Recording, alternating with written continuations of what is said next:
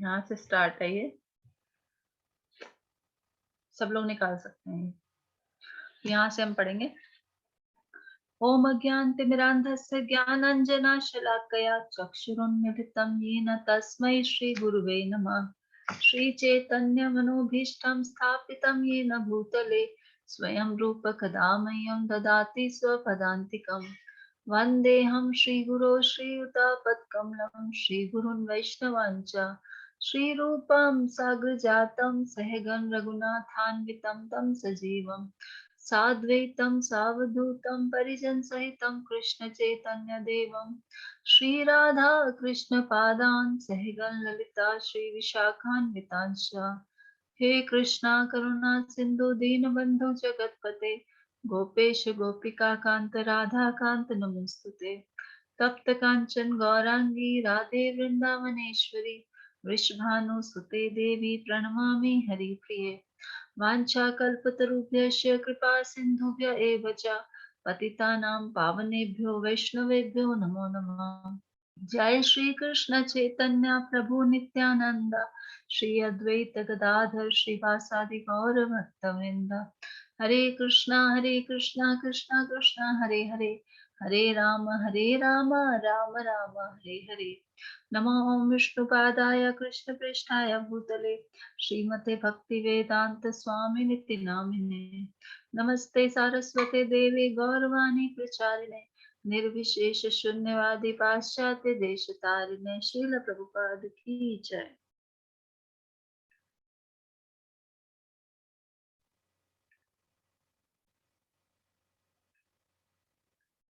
हरे कृष्णा। हरे कृष्णा। तो हम अभी 4th चैप्टर शुरू करना आज हमने।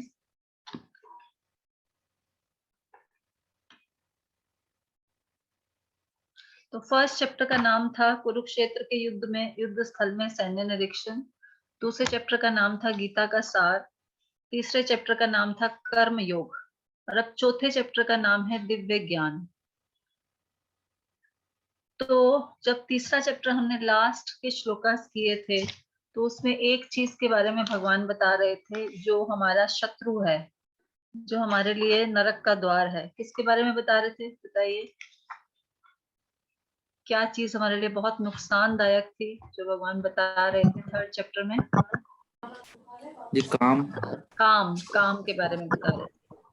तो उसमें ये था कि काम को हम कैसे समाप्त कर सकते हैं, कैसे समाप्त कर सकते हैं? अपनी इंद्रियों को वश में करके, मतलब गलत जगह से हटा के भगवान के सेवा में लगा के। तो बेसिकली हमें निष्काम कर्म योग के बारे में बताया गया था उसमें कि अपनी इच्छा ना करें, अपने लिए कोई इच्छा ना करें, ब्यूटीफुल डिटैच्ड वर्क करें, हम अपना कर्तव्य समझकर कार्य करें और डिटैच्ड होकर कार्य करें, फल की आसक्ति से कार्य नहीं करें। ये हमें थर्ड चैप्टर में बताया गया था। तो जब हम निष्काम कर्म करते हैं तो निष्काम कर्म का फल ये होता है कि हमें ज्ञान मिलता है और वो ज्ञान हमें काम से, क्रोध से, हर प्रकार की बुरी चीज से दूर हटाता है और ये ज्ञान हमें आगे भगवान तक ले जाने में सहायक होता है। इसीलिए जब भगवान ने अर्जुन को निष्काम कर्म योग के बारे में बता दिया तो अब चौथा चैप्टर वो क्या बता रहे हैं? ज्ञान के बारे में बता रहे हैं कि अर्जुन ये वाला जो ज्ञान है ये हमें आगे हमारे प्रगति की ओर लेकर जाएगा। तो इस चैप्टर का नाम है दिव्य ज्ञान। तो लस्ट क्या करता है? लस्ट हमें या काम जो है हमें इस भौतिक संसार में बांधता है और काम को केवल ज्ञान के द्वारा जीता जा सकता है। तो जो ज्ञान है ये हमें डिवोशन देता है, एजुकेशन देता है, कल्चर देता है। तो इसी ज्ञान का अभी हम ग्लोरी सुनेंगे कि ये ज्ञान हमें क्या क्या कर सकता है। तो पहला श्लोक है श्री भगवान उवाच इमं विवस्वते योगं प्रोक्तवान हमं व्ययम् विवस्वामन्वे प्राह मनुरिक्ष्वा कबे अब्रवीत। जी सारिका माता जी पढ़ेंगे। हरे कृष्ण माता जी। हरे कृष्ण। भगवान श्री कृष्ण ने कहा, मैंने इस अमर योग विद्या का उपदेश सूर्य देव विवासवान को दिया और विवस्वान ने मनुष्य के पिता मनु को उपदेश दिया और मनु ने इसका उपदेश इक्ष्वाकु को दिया। तो अब इस भगवान कह रहे कि जो ज्ञान अर्जुन मैं तुम्हें दे रहा हूं ना, ये ज्ञान मैं पहले भी दे चुका हूँ। किसको दे चुका हूँ? इसका ज्ञान मैंने बहुत समय पहले सूर्य के देवता, जैसे सूर्य के देवता का नाम है विवस्वान, जो हमारे उसके सूर्य के देव उनका नाम है विवस्वान। तो उन्होंने कहा कि मैंने ये उपदेश बहुत समय पहले सूर्य के देवता विवस्वान को दिया था, और विवस्वान ने इसको आगे किसको दिया? मनु को दिया। मनु कौन है? जो मनुष्य वर्ड है वो मनु से आया है। मनु ब्रह्मा जी की संतान है, जिनके द्वारा सारे के सारे मनुष्य पैदा हुए हैं। तो हमारे great great great great great great great grandfather, मतलब हमारे सबसे पहले दादाजी या जो भी आप बोलेंगे, सबसे पहले व्यक्ति जिनसे हम सब आए, इसलिए हम सबको मनुष्य बोला जाता है। तो मनु को भगवान विवस्वान ने ये ज्ञान किसको दिया? मनु को दिया।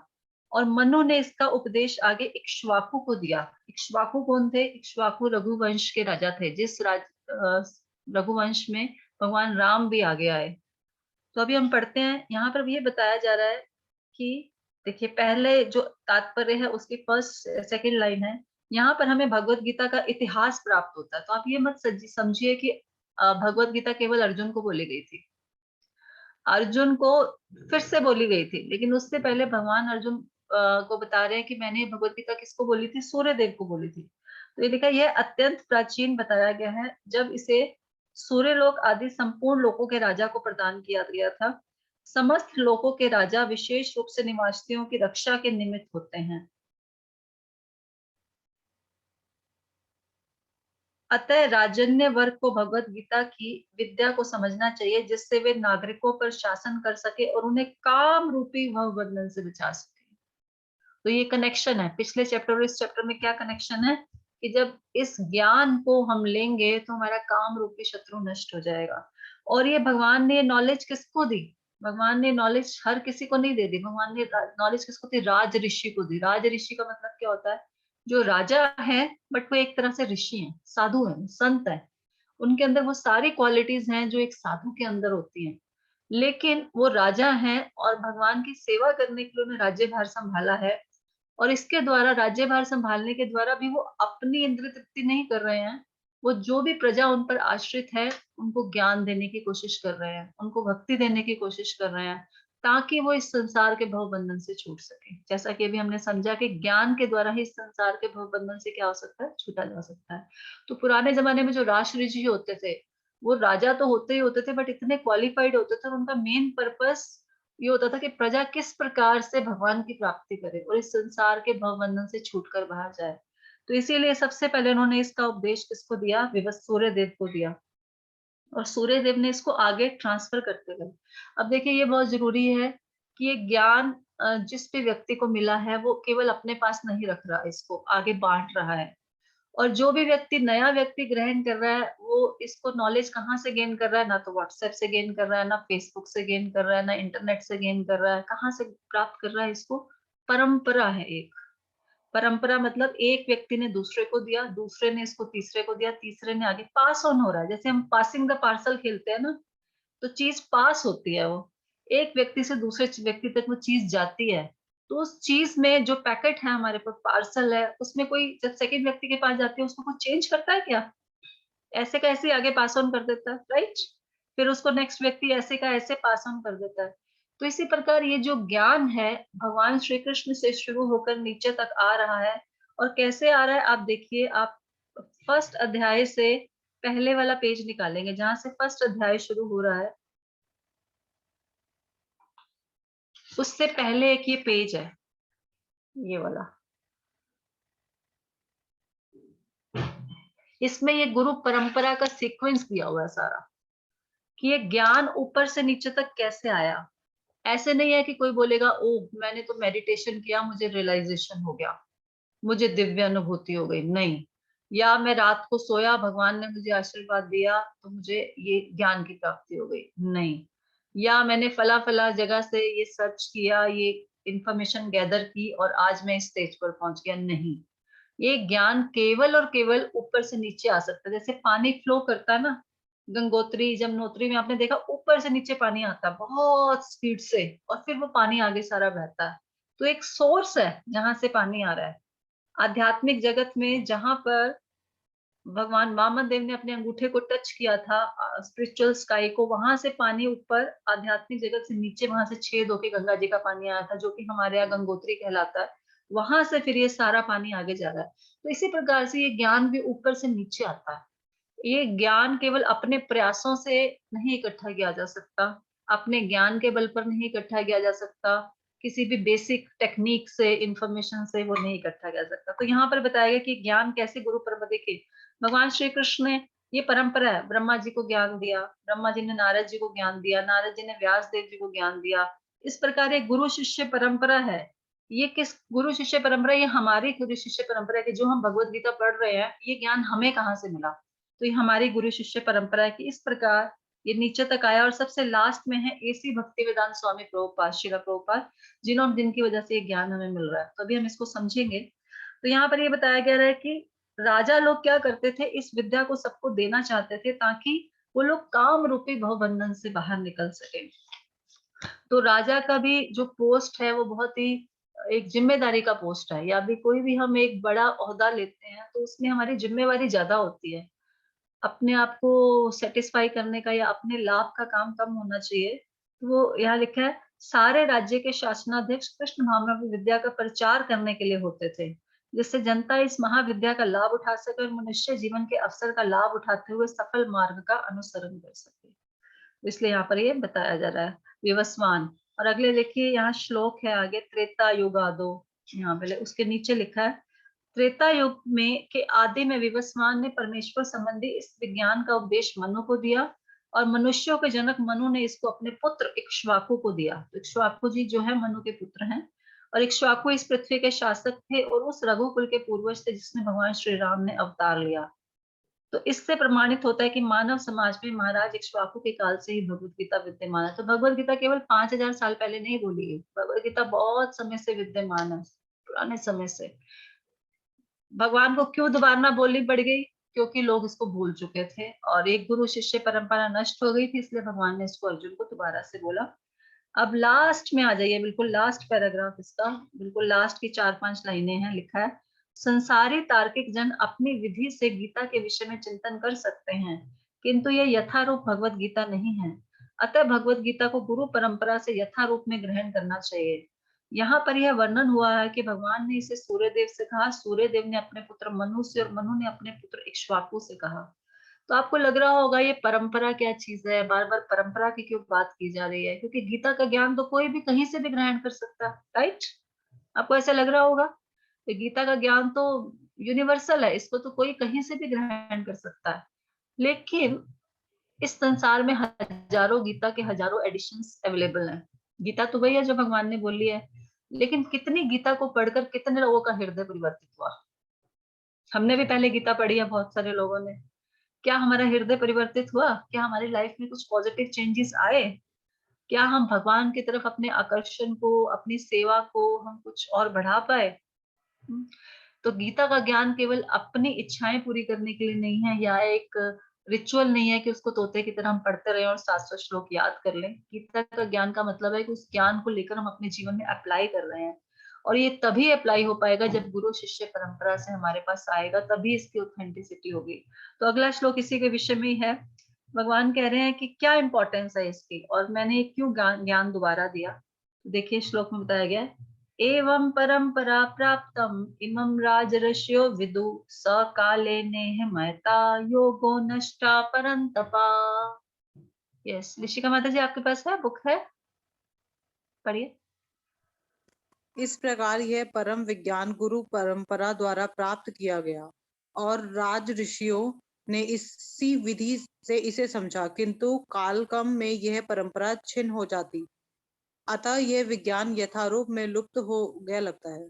हाँ, तो भगवान कह रहे अर्जुन, मैं तुम्हें ये ज्ञान दोबारा क्यों दे रहा हूँ, क्योंकि समय के साथ साथ ही गुरु परंपरा नष्ट हो गई और कोई भी इस ज्ञान को पूर्णतः समझ नहीं पा रहा था, इसलिए मैं ज्ञान तुम्हें दोबारा दे रहा हूँ। तो भगवान भी इस चीज के ऊपर बहुत ही एम्फेसिस कर रहे हैं कि गुरु परंपरा की क्या इंपॉर्टेंस है। कोई भी व्यक्ति अपने घर बैठकर मेडिकल की बुक्स पढ़ के डॉक्टर बन सकता है? बन सकता है?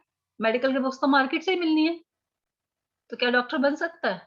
नहीं बन सकता। उसके लिए क्या चाहिए? उसको इंस्टीट्यूशन चाहिए, टीचर चाहिए और बुक्स चाहिए। बुक्स तो मार्केट से मिल जाएंगी, लेकिन टीचर होगा जो उस ज्ञान को उसको समझाएगा, और वो भी ऑथराइज्ड टीचर, प्रॉपर यूनिवर्सिटी से रिकॉग्नाइज्ड, है ना। उसके पास सर्टिफिकेट होना चाहिए कि ये एलिजिबल टीचर है, इसके द्वारा दिया गया ज्ञान बच्चों के लिए बहुत फायदेमंद है। तो ये चीजें बहुत जरूरी हैं। सिमिलरली गीता का ज्ञान भी घर बैठकर या दादाजी से, मम्मी से, नानी से, पंडित जी से, हो सकता है वो क्वालिफाइड हो, लेकिन जिन लोगों ने इसको अपने जीवन में आचरण किया है, जो गुरु शिष्य परंपरा से बिलोंग करते हैं और इस ज्ञान को आगे पहुंचा रहे हैं, उनके द्वारा जब ये ज्ञान लिया जाएगा तब हमारे जीवन में चेंज आएगा। तो इसीलिए कह रहे हैं इस प्रकार ये परम विज्ञान गुरु परंपरा द्वारा प्राप्त किया गया, और राज ऋषियों ने भी इसे इसी विधि से समझा। राज ऋषियों ने भी अपने गुरु के द्वारा इसको समझा, और फिर ये जब परंपरा लुप्त हो गई तो अब ये विज्ञान यथारूप में लुप्त हो गया लगता है। तो यहाँ पर प्रभुपाद जी ये बता रहे हैं कि 5000 पूर्व जब भगवान ने ये स्वयं देखा कि गुरु परंपरा टूट चुकी है, तो उन्होंने घोषित किया कि इस गीता का उद्देश्य नष्ट हो गया। उसका मतलब क्या है कि गुरु परंपरा नष्ट हो गया? उसका मतलब यह है कि बहुत सारे लोगों ने गीता के ऊपर टीका लिखनी शुरू कर दी। आज आप मार्केट में जाओगे तो आपको हजारों लोग टीका मिल जाएंगी, लेकिन यहाँ देखिए, यहाँ नीचे से कुछ 10वीं 12वीं लाइन है लास्ट। विभिन्न संसारी विद्वानों ने गीता पर असंख्य टीकाएं की हैं, किंतु वे प्रायः सभी श्री कृष्ण को स्वीकार नहीं करते, यद्यपि वे कृष्ण के नाम पर अच्छा व्यापार चलाते हैं। आज भी आपको मार्केट में कितने ऐसी गीता मिल जाएंगी जहां पर वो कहते हैं कि गीता बहुत ही प्रैक्टिकल बुक है, it's the best management book. अब तो कई यूनिवर्सिटीज में भी इसको लगाया जा रहा है, it's the best management book. लेकिन वो इसको सिर्फ मैनेजमेंट की तरह लेते हैं, या इसको ज्ञान प्राप्त करने के लिए लेते हैं। इसके डेप्थ में नहीं जाते कि जब ये ज्ञान प्राप्त हो जाएगा तो हमें क्या करना है, उसके बाद क्या करना है, इस ज्ञान को प्राप्त करने के बाद क्या करना है। कोई बता सकता है कि अगर हमें ज्ञान मिल जाएगा गीता का तो फिर क्या करना है उसके बाद? हमें क्या एसेंस है इस पूरी गीता को लेने के बाद, क्या करना चाहिए हमें?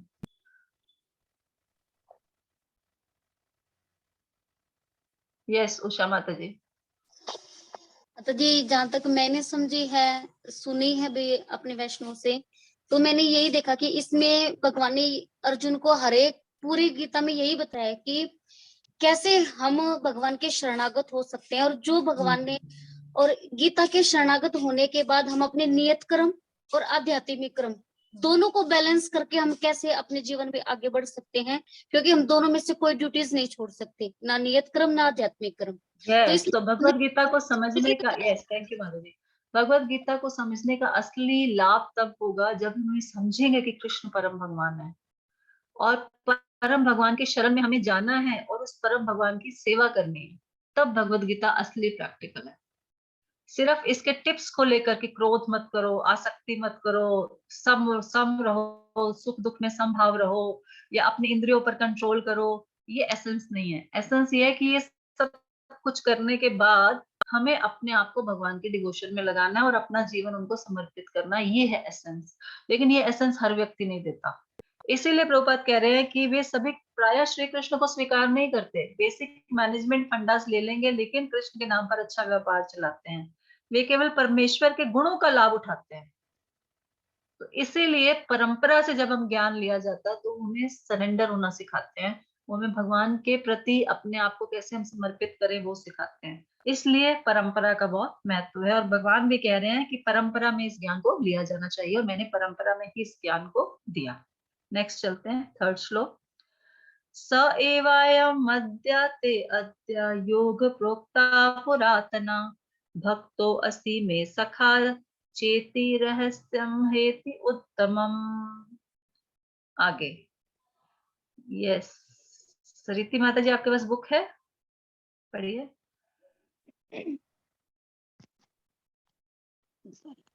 हरे कृष्ण माता जी। हरे कृष्ण।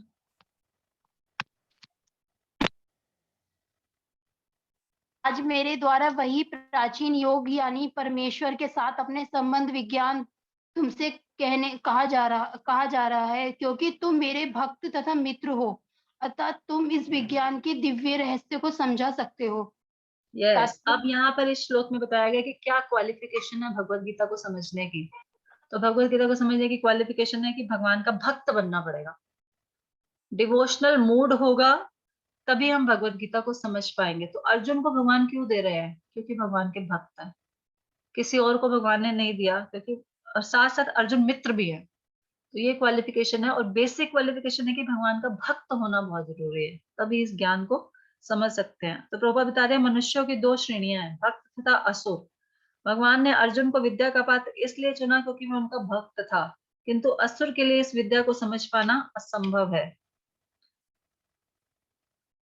इस संसार में गीता के अनेक संस्करण उपलब्ध हैं, कुछ भक्तों की टीकाएं हैं, कुछ असुरों की। जो टीकाएं भक्तों द्वारा की गई है वे वास्तविक है, किंतु जो असुरों द्वारा की गई है वे व्यर्थ है। असुर कौन है? असुर कोई ऐसा नहीं होगा कि इस जमाने में 2 सींग वाले व्यक्ति होंगे और वो गीता के ऊपर टिप्पणी लिख रहे होंगे, ऐसा नहीं होगा। आजकल वो वाले लोग नहीं मिलेंगे। आजकल असुर कौन है? जो भगवत गीता के सिद्धांतों को फॉलो नहीं कर रहे, वो असुर है। हमारे जैसे होंगे, सब नॉर्मल वैसे ही होंगे, वो भी चश्मा लगाएंगे, वो भी लैपटॉप होगा उनके पास भी मोबाइल होगा, सब कुछ होगा, लेकिन वो जब टीका कर रहे हैं उसमें भगवान का कोई लेना देना नहीं है। तो इसीलिए जो अभक्त हैं उनके द्वारा जो टीका गई है वो व्यर्थ है। अर्जुन श्री कृष्ण को भगवान के रूप में मानता है, अतः जो गीता भाष्य अर्जुन के पद चिन्हों का अनुसरण करते हुए किया गया है वह परम विद्या के पक्ष में वास्तविक सेवा है। किंतु असुर भगवान श्री कृष्ण को उस रूप में नहीं मानते। वे श्री कृष्ण के विषय में तरह तरह की मन गढ़ंत बातें करते हैं और जनता को गुमराह करते हैं। ऐसे कुमार्गों से बचने के लिए एक चेतावनी ये है कि अर्जुन की परंपरा का अनुसरण करें और श्रीमद् भगवद गीता के इस परम विज्ञान से लाभान्वित हों। तो इसीलिए जो हम टीवी पर हम सुनते हैं, श्रीमद् भागवतम आती है या जो कुछ भी आता है, वो प्रमाणिक नहीं है। क्यों प्रमाणिक नहीं है? क्योंकि हमें पता ही नहीं वो जो बोल रहे हैं वो कितने ऑथेंटिक है, वो अपने जीवन में उसको कितना अपना रहे हैं। पर्दे पर क्या कह रहे हैं और पर्दे के पीछे क्या कर रहे हैं कुछ नहीं पता। तो बड़ा खतरनाक सिस्टम है। इस संसार में भगवान ने 4 परंपराएं बनाई हैं। जो भी परंपरा की बात हो रही है ना, तो बेसिकली संसार में भगवान कहते हैं मैंने 4 लोगों को ज्ञान दिया था बेसिकली। नंबर 1 ब्रह्मा जी को, नंबर 2 लक्ष्मी देवी को, नंबर 3 शिव जी को, और नंबर 4 कुमारों को। 4 कुमार ब्रह्मा जी के पुत्र हैं। तो कहते हैं इनके आगे जो फैमिलीज हैं, इनकी जो परंपरा है, जैसे परंपरा होती है ना, शर्मा खानदान, गुप्ता खानदान, है ना, भारद्वाज फैमिली, ऐसे फैमिलीज होती हैं। तो इस प्रकार इनकी फैमिली में जो भी आएगा और उनके द्वारा ये ज्ञान को ग्रहण करेगा वो ऑथोराइज्ड ज्ञान है। उसके अलावा कोई भी ज्ञान ऑथोराइज नहीं है। तो अगर हम टीवी पे कुछ देखते हैं, किसी से भी हम सुनते हैं, तो भगवान कहते हैं, ये पद्म पुराण का श्लोक है, भगवान पद्म पुराण में बोलते हैं कि ये पहले हमें चेक कर लेना चाहिए कि इन 4 परंपराओं के द्वारा ही केवल हम ज्ञान प्राप्त कर रहे हो।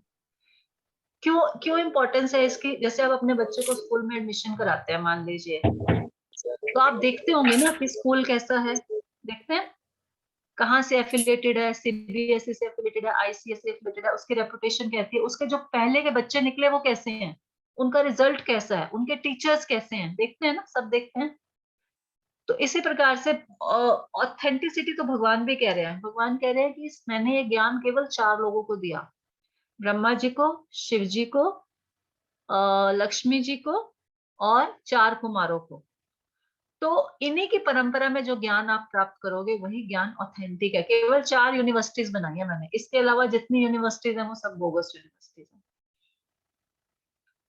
तो जैसे इंजीनियरिंग भी पहले कुछ ही कॉलेजेस में होता था, दिल्ली कॉलेज ऑफ इंजीनियरिंग हो गया, सोनीपत में है, मूर्थल में है, कुरुक्षेत्र में है, बहुत मिनिमम। अभी तो बहुत सारे खुल गए, बहुत सारे खुल गए, प्राइवेट गवर्नमेंट ये वो। लेकिन भगवान कह रहे जो मैंने बनाया 4 वही ऑथेंटिक है। तो उनसे जब हम ज्ञान प्राप्त करते हैं, तो हम कौन सी परंपरा में से ज्ञान प्राप्त कर रहे हैं? हम प्राप्त कर रहे हैं ब्रह्मा जी की परंपरा में से।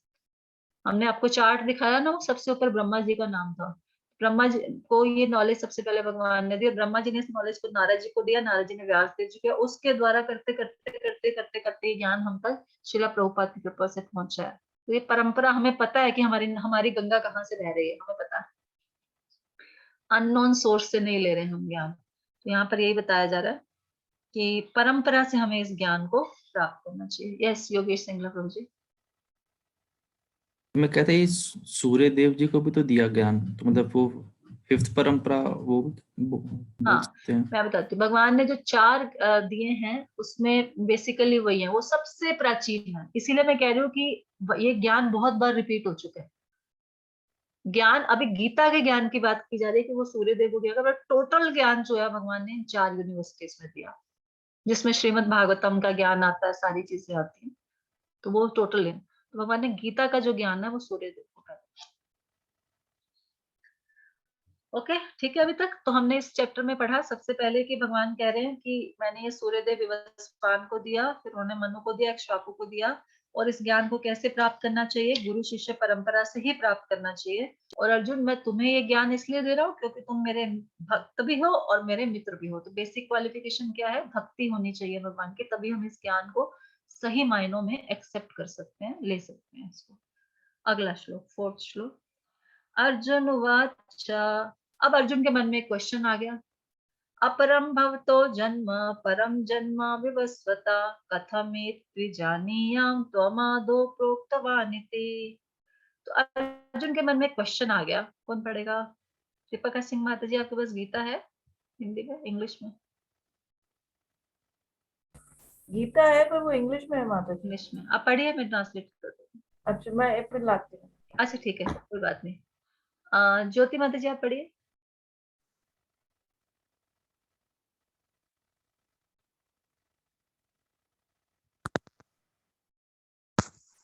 आवाज।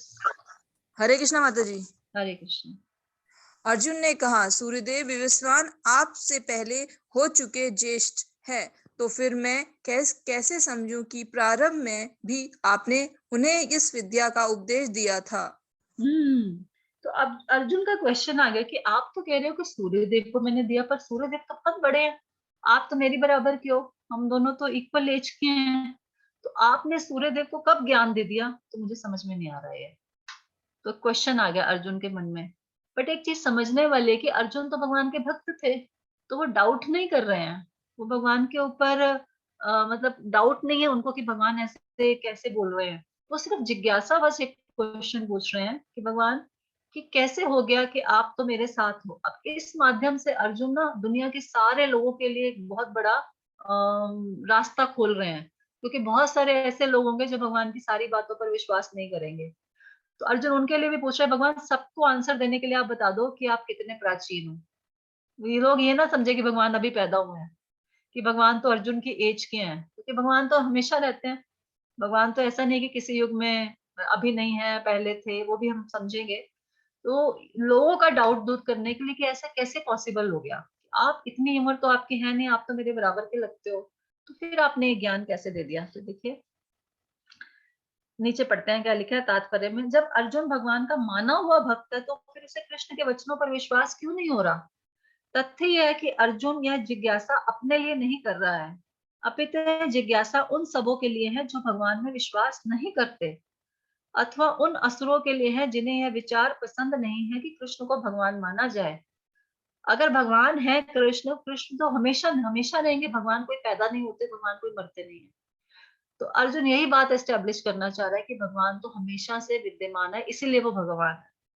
तो उन्हीं के लिए अर्जुन ये बात पूछ रहा है कि मानो वह स्वयं भगवान से या कृष्ण से अवगत ना हो। जैसा कि 10वें अध्याय में स्पष्ट हो जाएगा, अर्जुन तो भली बात भी जानता है कि कृष्ण भगवान है, हालांकि वो देवकी के पुत्र के रूप में अवतरण हुए, किंतु सामान्य व्यक्ति के लिए समझ पाना अत्यंत कठिन है कि भगवान किस प्रकार उसी शाश्वत आदि पुरुष श्री भगवान के रूप में बने रहते हैं। लोग बोलते हैं कृष्ण तो यशोदा के घर पैदा हुए, फिर वो मर गए, उनके पैर में तीर लगा तो वो मर गए। भगवान कभी भी पैदा और होते नहीं है और मरते नहीं है। भगवान को जो ये शरीर है, हमारे शरीर की तरह पंचभूत से बना हुआ नहीं है। हमारा शरीर 5 तत्वों से मिलकर बना है, पृथ्वी, जल, अग्नि, वायु, आकाश। और हमारा शरीर जब खत्म होता है तो इन्हीं 5 तत्वों में मिल जाता है, राइट? बाद में किसी को कुछ मिलता है थोड़ी सी राख के अलावा? वो भी राख हम पानी में बहा देते हैं, गंगा जी में, जमुना जी में, या ऐसे खत्म हो जाती है, तो उन्हीं 5 तत्वों में मिल जाता है। लेकिन भगवान का शरीर बना है सत चित आनंद से। सत का मतलब इटर्निटी, चित का मतलब नॉलेज, और आनंद का मतलब ब्लिस। तो ये इटर्नल चीजें हैं जो कभी खत्म नहीं होती। तो भगवान का शरीर हमारी तरह ना तो पैदा होता है ना मरता है। आपने अगर पढ़ा होगा कृष्णा बुक में भगवान का जब पैदा हुए भगवान, तो कैसे पैदा हुए भगवान? 4 हाथ समेत पैदा हुए। उनके माथे पर मुकुट पहले ही लगा हुआ था। कोई बच्चा देखा है अपने जो माता के गर्भ से मुकुट पहनकर पैदा हो रहा हो, या सारे प्रकार के वो गहने पहने हुए हैं, आभूषण पहने हुए हैं, सारे पीताम्बर वस्त्र पहना हुआ है। हमारे यहाँ बच्चे पैदा होते थे, गंदे बच्चे पैदा होते हैं, उनको नहलाना पड़ता है इमीडिएटली, गंदे होते हैं वो, रोते हुए पैदा होते हैं। लेकिन वहां भगवान पैदा हुए तो यशोदा जो देवकी माता थी वो एकदम डर गई देखकर कि 4 हाथों वाला बच्चा कैसे पैदा हो गया मेरे यहाँ, और 4 हाथों वाला बच्चा तो कंस देखेगा तो क्या, और उसके पास सब कुछ है, शंख चक्र गदा पद्म सब कुछ है। तो हालांकि माता पिता बच्चों का डर दूर करते हैं, यहाँ बच्चा माता पिता का डर दूर कर रहा है कि मम्मी टेंशन मत लो, मैं अभी 2 हाथों में आ जाऊंगा, आप चिंता मत लो। लेकिन ये मैं आपको ये बताने के लिए ये मैंने रूप लिया है कि मैं भगवान हूँ। तो कोई भी साधारण बच्चा इस तरह पैदा नहीं हो सकता, कोई भी साधारण बच्चा गोवर्धन नहीं उठा सकता, कोई भी साधारण बच्चा रोज एक राक्षस को नहीं मार सकता। भगवान श्री कृष्ण का ये नियम था, वो लंच करने से पहले रोज एक राक्षस को मारते थे। ऐसे लंच ही नहीं करते थे वो, डेली के डेली, कभी अगासुर को मार रहे हैं, कभी पूतना को मार रहे हैं, कभी बकासुर को मार रहे हैं, कभी किसी और को मार रहे हैं, रोज रोज जब तक एक राक्षस को नहीं मार लेते थे वो लंच ही नहीं करते थे। तो कोई सामान्य बच्चा ऐसा नहीं कर सकता। तो अर्जुन यही विश्वास दिलाना चाहते हैं सारी दुनिया को कि ये वो साधारण व्यक्ति नहीं है, हमारे आपके जैसे नहीं है, ये भगवान है।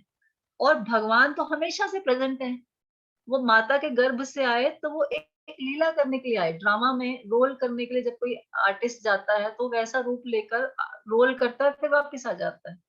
तो भगवान का आना और जाना वैसा है। भगवान हमारी तरह साधारण प्रोसीजर से पैदा नहीं होते कि पुरुष और स्त्री का मेल होगा तो भगवान पैदा हुए, नहीं। वो नंद बाबा के हृदय से एक प्रकाश निकला, और यशोदा मैया देव की माता के सॉरी वसुदेव जी के हृदय से एक प्रकाश निकला, और देव की माता के हृदय में वो प्रकाश चला गया। वो साधारण प्रोसेस नहीं था बच्चा पैदा करने वाला। तो भगवान इस तरह से पैदा होते हैं, और भगवान का आना और जाना दोनों दिन में है। भगवान कभी भी पैदा होते हैं और मरते नहीं है, भगवान आते हैं और जाते हैं। इसीलिए भगवान का बोला जाता है अवतरण, भगवान का अवतरण बोला जाता है। आए, अवतार लिया उन्होंने, आए, अवतरित हुए, पैदा हुआ नहीं बोला जाता। तो अर्जुन इसीलिए सबको विश्वास दिलाने के लिए कि हालांकि वो देवकी के पुत्र के रूप में पैदा हुए, लेकिन वो कोई साधारण व्यक्ति नहीं है। तो भगवान आप ही बताओ, आप ही बताओ, क्योंकि लोग तो विश्वास नहीं करेंगे। जब आप अपने मुख से बोलोगे और आप प्रूव करोगे इसको, तभी लोग समझ पाएंगे इसको। तो इसीलिए वो भगवान से पूछ रहे हैं। और अर्जुन कोई सामान्य व्यक्ति नहीं था जो भगवान से क्वेश्चन पूछ रहे हैं। कई बार कोई बड़ी बड़ी पर्सनालिटीज भी ऐसे काम करते हैं कि छोटे छोटे क्वेश्चंस पूछते हैं, बेसिक से क्वेश्चंस पूछते हैं वो, लेकिन वो अपने लिए नहीं करते, वो पूरी दुनिया के लाभ के लिए करते हैं कि जितने इग्नोरेंट लोग हैं उनको भी ये नॉलेज मिल जाए। तो काफी नीचे चले जाएंगे हम जो भी है। तो इसमें यहाँ लिखा है, इस तरह नास्तिक गण जो कृष्ण को सामान्य व्यक्ति मानते हैं, वे कृष्ण को अति मानव सच्चिदानंद विग्रह दिव्य त्रिगुणातीत तथा दिक्काल के प्रभाव से परे समझ सकेंगे। जब आप प्रूव करोगे कि आप इतने प्राचीन हो कि आपने सूर्य देव जी को भी ज्ञान दिया है, तब ये सारे लोग मानेंगे कि आप अति मानव हो। आप केवल मानव नहीं हो, आप मानव से भी ऊपर हो, आप सच्चिदानंद विग्रह हो, आप सत्य चित्त और आनंद से बने हुए हो, आप दिव्य हो, आप त्रिगुणातीत हो, आप तीनों गुणों से परे हो, सतोगुण रजोगुण तमोगुण से परे हो आप, और आप काल के प्रभाव से भी परे हो। आपको ऊपर टाइम का कोई फैक्टर नहीं है। हमारे तो बाल सफेद होते हैं, हमारे घुटनों में दर्द होता है, हमें चश्मे लगते हैं, भगवान के ऊपर ये सब इफेक्ट नहीं आते। तो आप काल से परे हो। तो अर्जुन की कोटि के श्री कृष्ण भक्त को कभी भी श्री कृष्ण के दिव्य स्वरूप के विषय में कोई भ्रम नहीं हो सकता। अर्जुन द्वारा भगवान के समक्ष ऐसा प्रश्न उपस्थित करने का उद्देश्य उन व्यक्तियों की नास्तिकतावादी प्रवृत्ति को चुनौती देना था जो श्री कृष्ण को भौतिक प्रकृति के गुणों के अधीन एक सामान्य व्यक्ति मानते हैं। तो अर्जुन क्या प्रूव करना चाह रहे हैं कि भगवान को साधारण मनुष्य नहीं है, हमारे आपके जैसे भगवान अति मानवीय हैं, दिव्य हैं। तो इसलिए वो सूर्य देव तो क्या, सूर्य देव जी की भी ग्रेट ग्रैंडफादर को वो नॉलेज दे सकते हैं। तो ये अर्जुन प्रूव करना चाह रहे हैं यहाँ पे।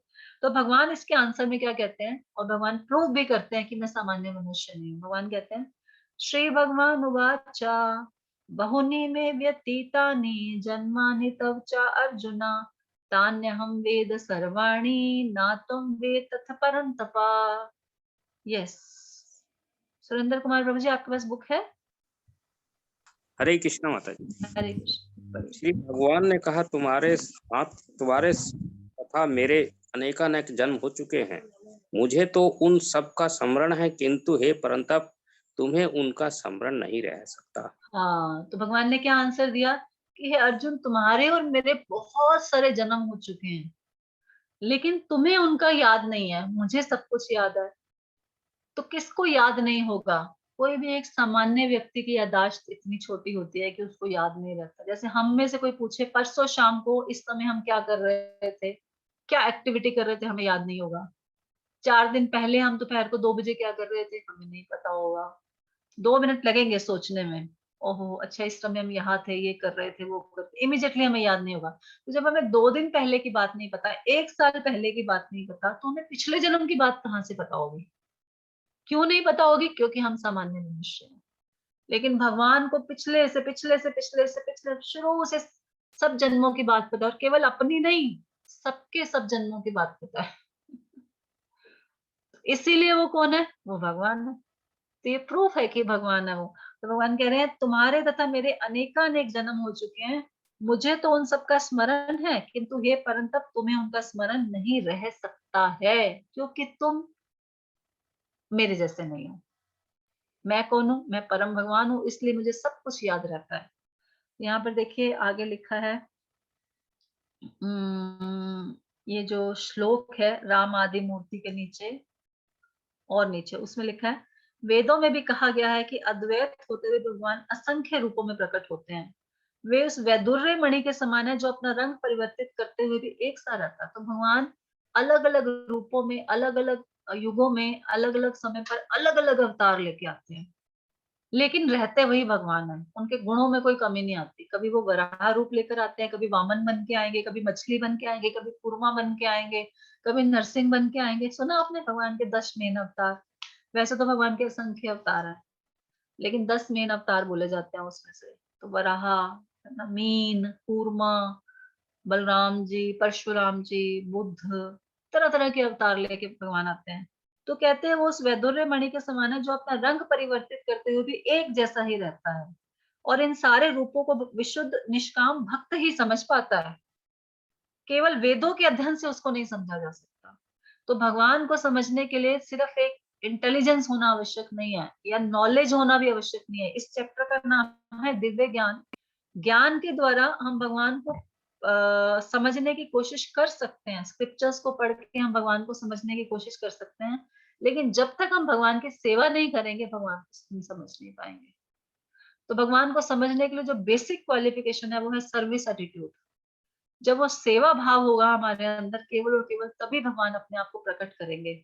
और हम भगवान से डिमांड नहीं कर सकते कि भगवान अभी हमारे पास इतनी नॉलेज आ गई, मुझे सारे वेद याद है, 4 वेद याद है, मुझे इतने सारे श्लोक याद है, तो अब आप मेरे सामने प्रकट हो जाइए। ऐसा नहीं कर सकते, हम डिमांड नहीं कर सकते भगवान को। वो भगवान की कृपा जब होगी, वो हमारी सेवा से प्रसन्न होंगे, तो वो अपने आप को हमें प्रकट करेंगे। तो यहाँ पर लिखा है कि वेदों, केवल जरूरी नहीं है कि बहुत सारे श्लोक याद करने से, बहुत सारे वेद पढ़ने से हम उनको समझ पाएंगे। जब तक कोई हम सेवा नहीं करेंगे, उस सेवा से प्रसन्न होकर भगवान हमें अपने आप को रिवील नहीं करेंगे, तब तक हम उनको समझ नहीं सकते। अर्जुन जैसे भक्त कृष्ण नित्य सखा है, और जब भी भगवान अवतरित होते हैं तो उनके पार्षद भक्त भी उनकी सेवा करने के लिए साथ साथ अवतार लेते हैं। तो यहाँ से पता चलता है कि लाखों वर्ष पूर्व जब भगवान ने प्रवचन सूर्यदेव विवस्वान से किया था, उस समय अर्जुन भी किसी भिन्न रूप में उपस्थित था, किंतु भगवान तथा अर्जुन में ये अंतर है कि भगवान ने ये घटना याद रखी, किंतु अर्जुन इसे याद नहीं रख सका। अंश रूप जीवात्मा तथा परमेश्वर में ये अंतर है। यही है जीवात्मा। हम जो जीव हैं, हमें याद नहीं रहता क्योंकि हमारी मेमोरी बहुत पुअर है, लेकिन भगवान क्या है? परम आत्मा है, इसीलिए उनको परमात्मा बोला जाता है। आत्माओं के किंग, किंग ऑफ सोल्स, इसलिए वो याद रख सकते हैं। अर्जुन को यहाँ शक्तिशाली वीर के रूप में संबोधित किया है, जो शत्रुओं का दमन कर सकता है, किंतु विगत जन्मों में जो घटनाएं घटी हैं उन्हें स्मरण रखने में वो अक्षम है, उसको नहीं याद रह सकती। अतः भौतिक दृष्टि से जीव चाहे कितना भी बड़ा क्यों ना हो, वह कभी परमेश्वर की समानता नहीं कर सकता। तो ये समझने वाली बात है। कुछ दिन पहले मुझे एक फोन आया किसी का, तो वो बोल रहे थे कि हम सब एक दिन कृष्ण बन जाएंगे। ऐसा नहीं होगा। हम में से कोई कभी कृष्ण नहीं बन पाएगा। जीवात्मा कभी भी परमात्मा की समानता नहीं कर सकता। जीवात्मा जितनी भी मेडिकल तरक्की कर ले, जितनी भी इंटेलिजेंटली तरक्की कर ले, कुछ भी कर ले साइंस के हिसाब से कुछ भी, लेकिन वो कभी भगवान नहीं बन पाएगा। चाहे जितनी मर्जी मेडिटेशन कर ले, चाहे जितनी मर्जी तपस्या कर ले, जीवात्मा कभी भी भगवान नहीं बन सकता।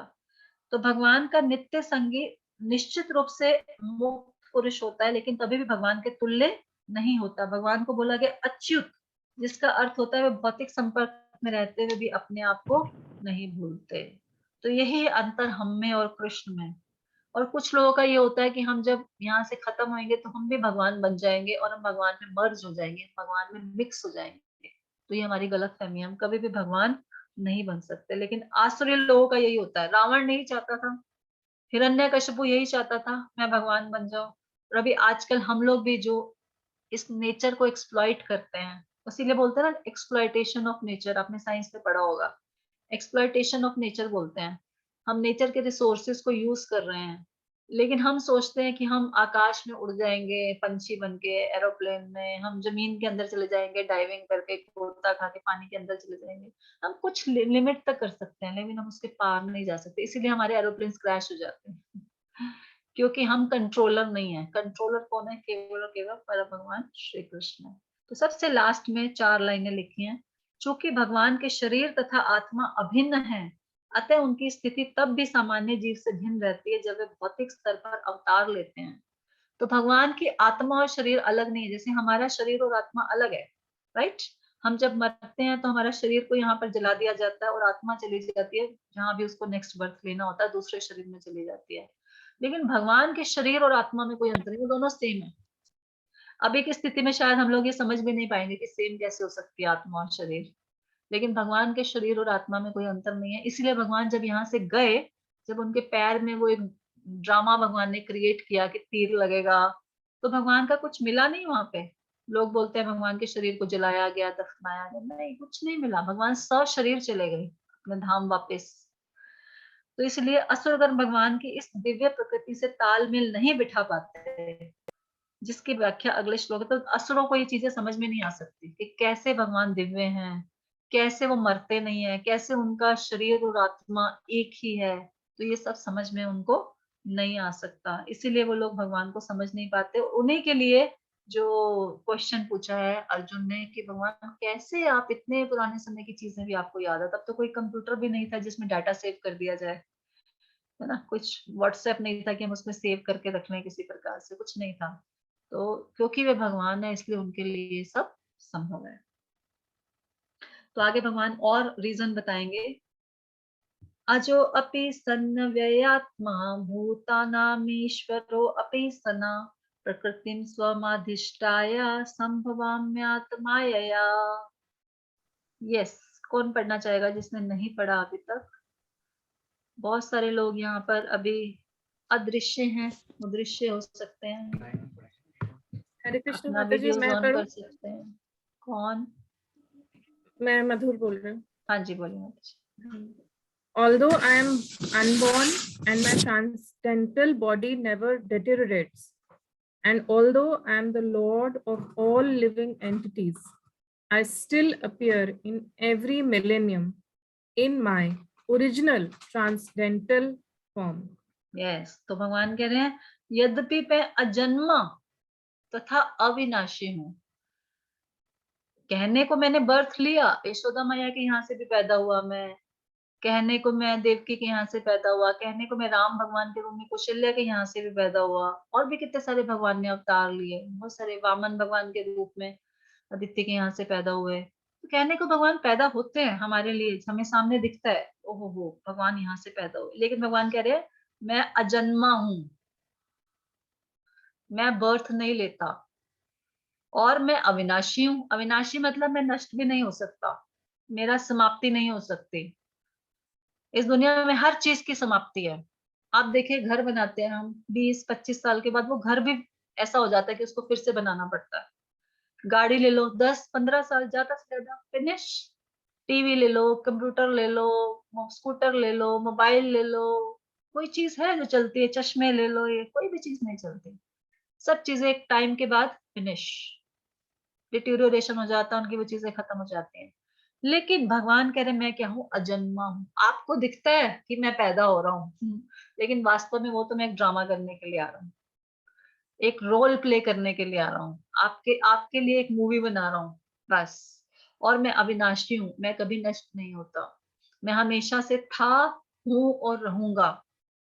और यद्यपि मैं समस्त जीवों का स्वामी हूँ, तो भी मैं प्रत्येक युग में अपने आदि दिव्य रूप में प्रकट होता हूँ। तो भी भगवान क्या करते हैं, युग हर युग में अपने उसी रूप में, अपने स्पेशल रूप में आते हैं। जैसे अभी के हमारे इस द्वापर युग में जो हमसे पहले गया, अभी कलयुग चल रहा है, कलयुग से पहले द्वापर युग था। इस युग में भगवान कृष्ण आए अपने ओरिजिनल रूप में। ये वही वाले कृष्ण है जो ओरिजिनल गोलोक वृंदावन में ऊपर रहते हैं। तो उन्होंने रूप चेंज नहीं किया आपकी बार। वैसे नॉर्मली जब वो कहीं कहीं जाते हैं तो वो रूप चेंज करके जाते हैं, जैसे राम भगवान के रूप में आए तो रूप चेंज करके आए, या नरसिंह के रूप में आए चेंज करके आ गए थोड़ा सा। लेकिन और कृष्ण के रूप में आए, ओरिजिनल वही वाला रूप है जो जैसे उनके गोलोक धाम में है, सेम टू सेम में आ गए, कोई चेंज नहीं, कोई मेकअप नहीं, कोई कुछ नहीं, ओरिजिनल सेम उसमें आ गए। No dress change, nothing, no costumes, nothing, same to same उसमें आ गए। तो कह रहे प्रत्येक युग में मैं अपने आदि दिव्य रूप में प्रकट होता हूँ। तो यहाँ पर भगवान ने अपने जन्म की विलक्षणता बताई है।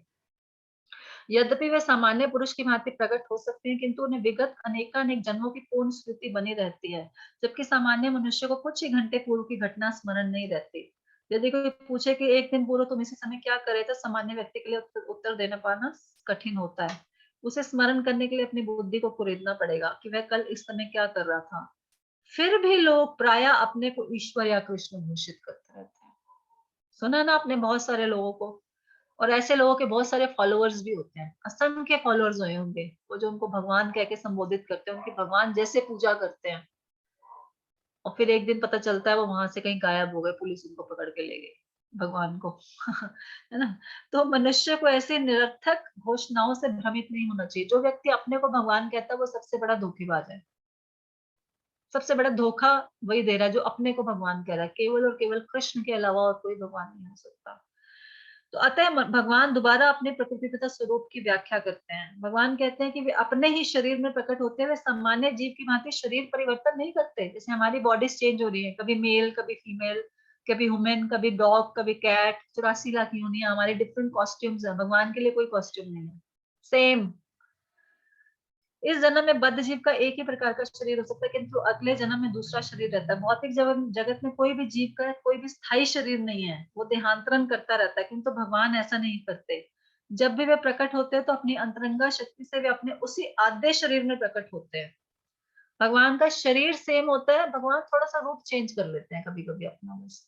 कभी राम जी के रूप में आ गए, कभी कृष्ण के रूप में आ गए, कभी बलराम जी के रूप में आ गए, कभी चैतन्य महाप्रभु के रूप में आ गए। थोड़ा सा रूप चेंज कर लेंगे, बट इनर मैटर सेम होता है, सेम, उसमें कोई फर्क नहीं पड़ता।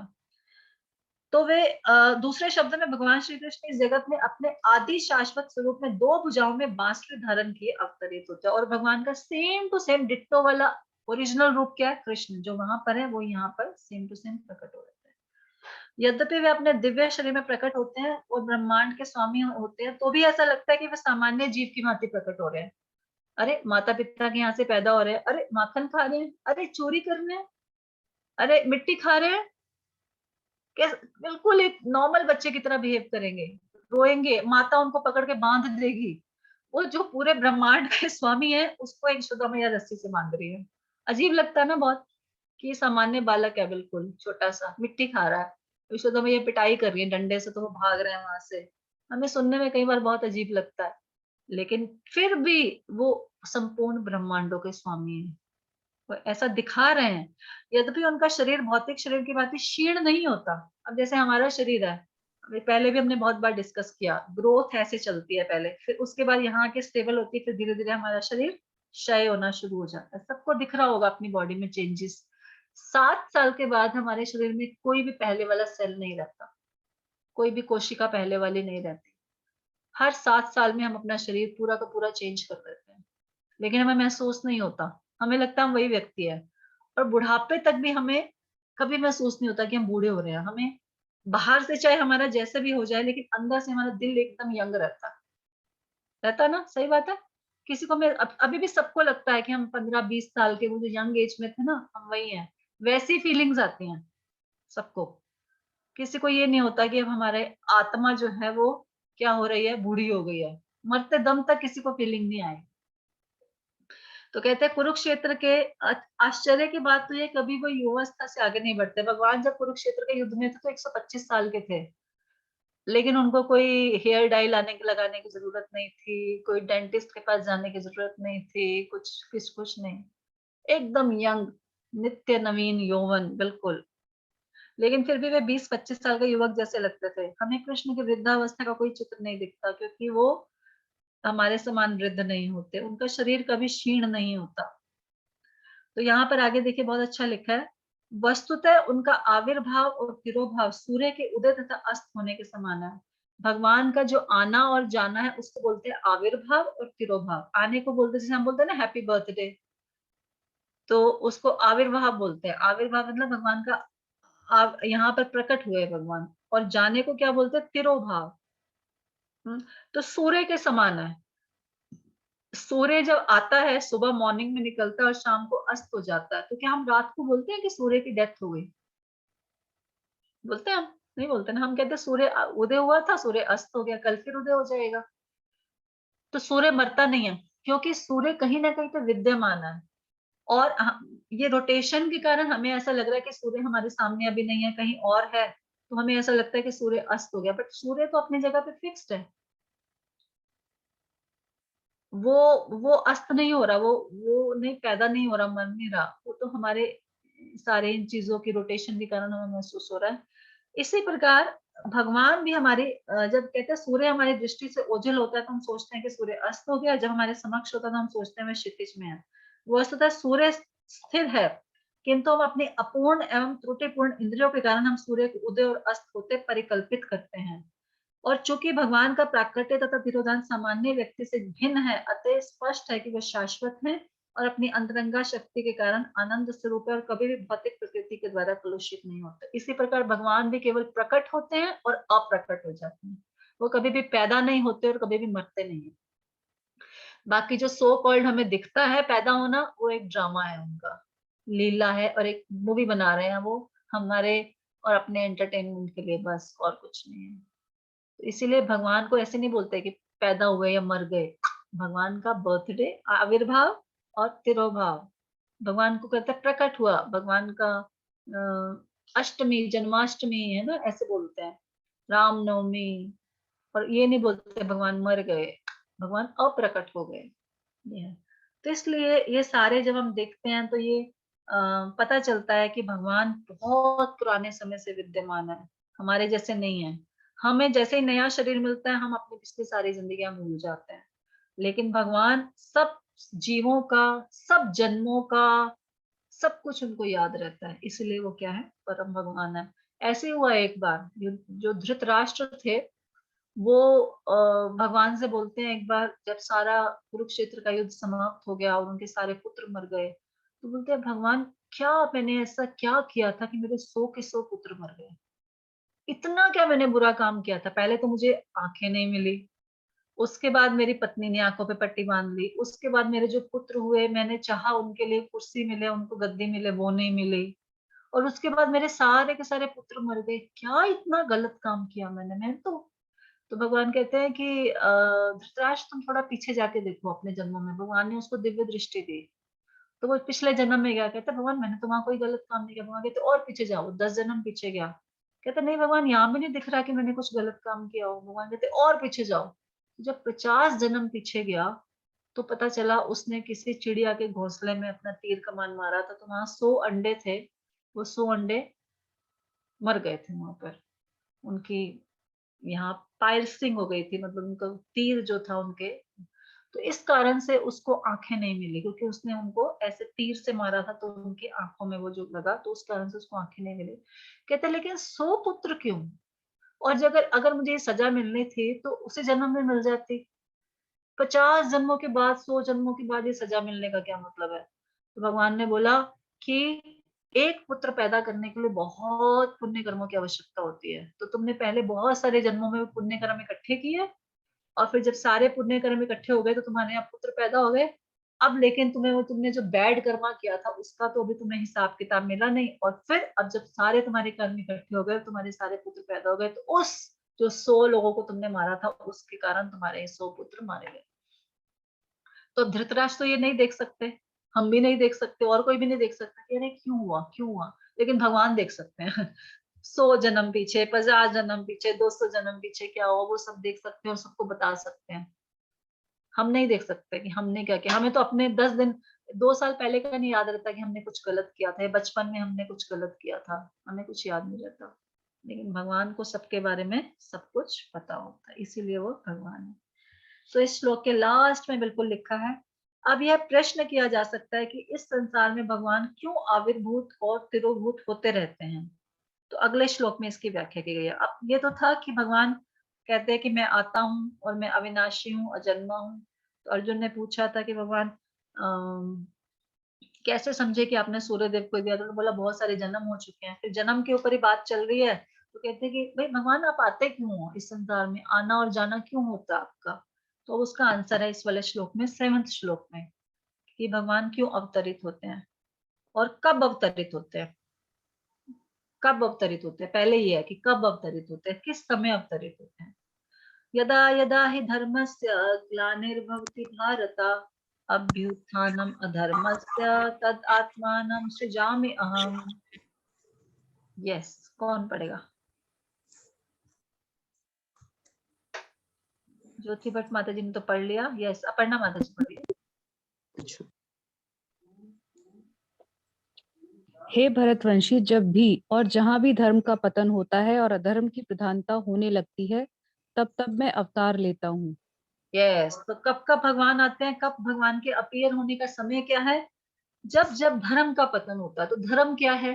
धर्म का मतलब है वैदिक स्क्रिप्चर्स में, वैदिक शास्त्रों में जो भी नियम दिए गए हैं उनको फॉलो करना धर्म है, और उनको फॉलो ना करना अधर्म है।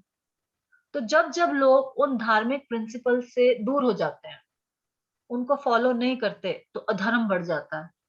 जैसे अभी आप देखेंगे, अभी फरीदाबाद में तो बहुत, मैं तो फरीदाबाद में रहती हूँ तो मुझे यहाँ का पता है, चारों तरफ आप 100 मीटर की दूरी पे चले जाओ, बड़े बड़े वो खुल गए हैं, क्या बोलते हैं उनको, शराब की दुकानें, ठेके। और इतनी लाइटिंग, इतनी लाइटिंग, इतनी लाइटिंग है उसके ऊपर की जन्माष्टमी पे भी हमारी लाइटिंग भी उसके सामने फीके पड़ जाती है। चारों तरफ आप जहां जाएंगे, जहां एंट्री करेंगे, नए नए ग्रेटर फरीदाबाद में जिस मोड़ पे जाएंगे, हर जगह पे क्या, जहां पहले टूटे फूटे झोपड़पट्टियां थी वहां बड़ी बड़ी उन्होंने शॉप्स खोल दी हैं, और क्या A1 उसका इंटीरियर डिजाइन किया है, सब कुछ किया है। और धर्म है, हम चाहते हैं कि हमारा समाज अच्छा बने, हमारे समाज में लोग गलत काम नहीं करें। हमारे नेता भी यही चाहते हैं कि हमारे समाज में आप गलत काम मत करो, बुरा मत देखो, बुरा मत सुनो, बुरा मत कहो। लेकिन आप उनको बुरी चीज दे रहे हो तो बेचारे क्या करेंगे? बुरा ही करेंगे, वो बुरा ही सुनेंगे। अब शराब पीने के बाद कोई रामायण तो पढ़ेगा नहीं, पढ़ेगा नहीं, पढ़ेगा। वो क्या देखेगा? वो गलत चीजें देखेगा, गलत चीजें खाएगा, और जब जो खाएगा, जो पिएगा, जो देखेगा वही उसका बिहेवियर होगा। तो हम समाज से कैसे आशा कर सकते हैं कि समाज सुधरेगा? तो धर्म का नाश हो रहा है पूरी तरह से। हमारे छोटे छोटे बच्चे जो बाहर से निकलते होंगे, वो उनको कितना अट्रैक्शन होता होगा, और वो क्या उनका मन नहीं करता होगा ये सब देख, इतना देखने के बाद कोई कब तक अपनी आंखें बंद कर लेगा कि बुरा मत देखो, जब चारों तरफ ही बुरा बुरा है, कहाँ से नहीं देखेंगे? तो इसलिए भगवान कह रहे हैं जब जब धर्म का नाश होता है, जब जब वैदिक प्रिंसिपल्स के नियमों को नहीं माना जाता, पब्लिक उनको नहीं मानती और अधर्म की प्रधानता होने लगती है, तब तक क्या करता हूं मैं? अवतार लेता हूँ।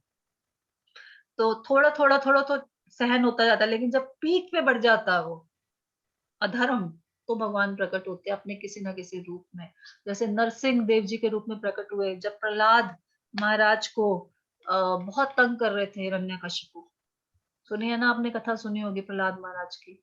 उनको सांपों के कमरे में डलवा दिया, उनको पहाड़ से गिरवा दिया, उनको अग्नि से जला दिया, सब कुछ कर लिया। भगवान ने बोला बस अभी बहुत हो गया, इतना धर्म नहीं सहन होगा। कृष्ण ने युद्ध क्यों करवाया महाभारत का? लोग कहते हैं कृष्ण क्या महाभारत का युद्ध करा दिया, मरवा दिया, इतने लोगों को मरवा दिया। तो भगवान को कोई मजा नहीं आता लेकिन अधर्म की प्रधानता, अगर भगवान ने इसलिए युद्ध करवाया क्योंकि अगर दुर्योधन राजा बनता तो दुर्योधन किस मेंटालिटी का था, आसुरिक प्रवृत्ति का था, भीम को विष दे रहा है, ये कर रहा है, वो कर रहा है, तो उसके राज्य के जितने भी लोग होते हैं वो उनको अधर्म ही सिखाता और इस तरह अधर्म बहुत फैलता। तो भगवान ने बोला कि अधर्म को रोक दो, अभी और ज्यादा नहीं फैलाना, बहुत हो गया। तो इसलिए भगवान ने क्या किया, महाभारत का युद्ध करवाया।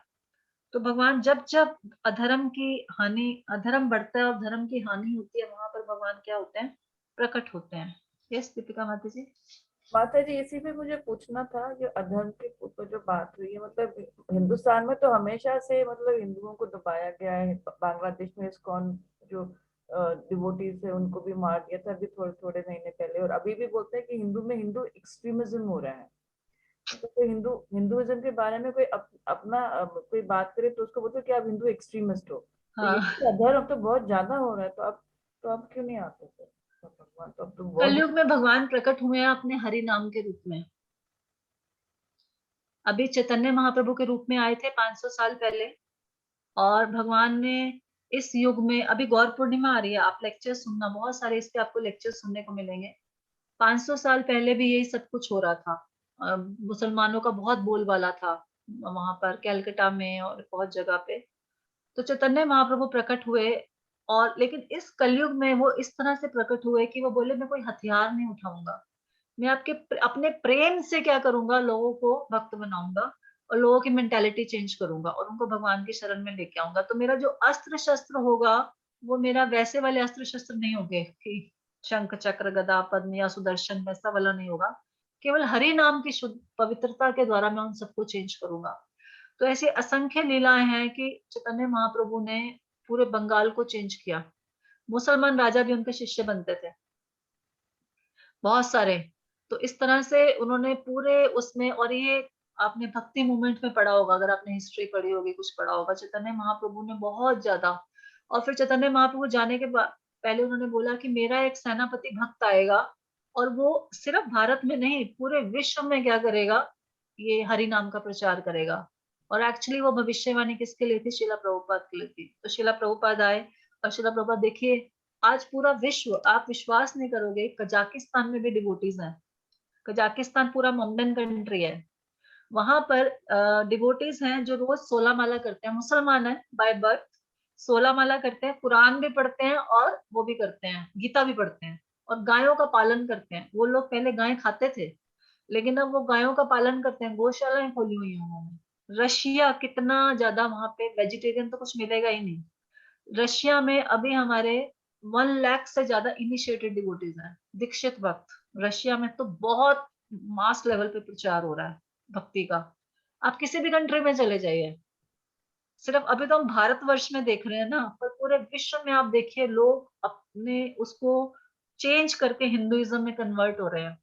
एक तरफ से हम सिर्फ हरे कृष्णा ना देखे, बट वो हिंदुइज्म में ही तो आ रहे हैं सब करते हुए। अभी कुछ दिन पहले न्यूज में भी आया था, पता नहीं कौन से देश की राजकुमारी थी, उसने अपना धर्म परिवर्तन करके, वो मोमडन इंडोनेशिया या शायद कहीं की, पता नहीं, उसने अपना धर्म परिवर्तन कर उसने हिंदू धर्म में वो किया। तो शिला प्रभुपाद के माध्यम से भगवान जी, इंडोनेशिया ही है, इंडोनेशिया ना, हाँ, राजकुमारी थी। तो ऐसे बहुत सारे लोग कर रहे हैं, बट हाँ हमें जो दिखता है, क्योंकि हमें भारतवर्ष में वो दिखता है कि ज्यादा है, हो रहा है, बट भगवान आए हैं हरि नाम के रूप में, सबका वो कर रहे हैं हरि नाम के रूप में। भगवान कहते हैं मैं अस्त्र नहीं उठाऊंगा इस जन्म में, मैं कलयुग में अस्त्र, मैं प्रेम के द्वारा सबका हृदय चेंज करूंगा। और हो रहा है, अभी बहुत करोड़ों लोगों के हृदय चेंज हो रहे हैं ऑल ओवर द वर्ल्ड। जो लोग पहले मांस भक्षण, ड्रग्स, ये वो सब तरह के गलत काम करते थे, आज वो चैंट कर रहे हैं और पूरी तरह से वेजिटेरियन है और सपोर्ट करते हैं वेजिटेरियन को।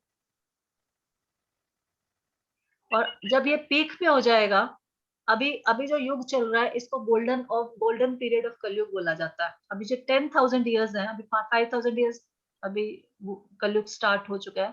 तो कहते हैं जो 10,000 ईयर्स अभी आने वाले और हैं, ये गोल्डन पीरियड है, इसमें हरिनाम बढ़ेगा, बहुत बढ़ेगा, अभी धीरे धीरे बहुत बढ़ेगा और पीक पे जाएगा और फिर एकदम खत्म हो जाएगा। उसके बाद कलयुग अपना वो दिखाएगा और फिर 4,27,000 साल अभी और बच्चे हैं, उसमें कलयुग पीक पे हो जाएगा। फिर तो लोग एक दूसरे को काट के खाएंगे, सब कुछ होगा।